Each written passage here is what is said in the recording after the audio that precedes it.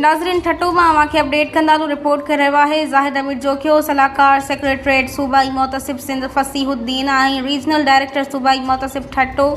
ऐं रीजनल हारून अहमद खान पारां हाज़िर सर्विस ऐं रिटायर्ड सरकारी मुलाज़िमनि जी मसइलनि जे हल लाइ ज़िले अकाउंट्स ऑफिस ठट्टो जे अहाते में खुली कचहरी मुनाक़िद कई वई। उन मौक़े ते हाज़िर सर्विस सरकारी मुलाज़िमनि जी पघारुनि में ऐं रिटायर्ड मुलाज़िमनि जी पेंशन जी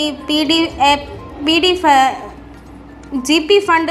LPR ऐं ॿियनि मसइलनि बाबति शिकायतूं ऐं मसइला ॿुधी लाॻापियल अमलदारनि खे हिदायत कई त जल्द खां जल्द हल कया वञनि। हुन ज़िले अकाउंट्स ऑफिसर ऐं ॿियनि लाॻापियल अमलदारनि खे हिदायत कई त हाज़िर सर्विस ऐं रिटायर्ड मुलाज़िमनि जे मसइलनि खे क़ाइदनि ऐं ज़ाबितनि मुताबिक़ जल्द खां जल्द हल कनि त जीअं खेनि कंहिं बि क़िस्म जी परेशानी खे मुंहुं ॾियणो न पवे। उन मौक़े ते मीडिया सां ॻाल्हाईंदे फसीहुद्दीन चयो त खुलियल कचहरी दौरान वसूल थींदड़ शिकायतूं जेके फौरी हल तलब हुयूं उन्हनि जे हल लाइ हिदायतूं जारी कयूं वयूं आहिनि। हिन चयो त सूबाई मोतसिब जो इदारो अवामी शिकायतुनि खे जल्द खां जल्द हल करण लाइ सरगर्म आहे, जेको अवाम खे बग़ैर कंहिं वकील देर ऐं बिना कंहिं फ़र्क़ जे इंसाफ़ फ़राहम करण में पंहिंजो अहम किरदारु अदा करे रहियो आहे। हिन अवाम खे सलाह ॾिनी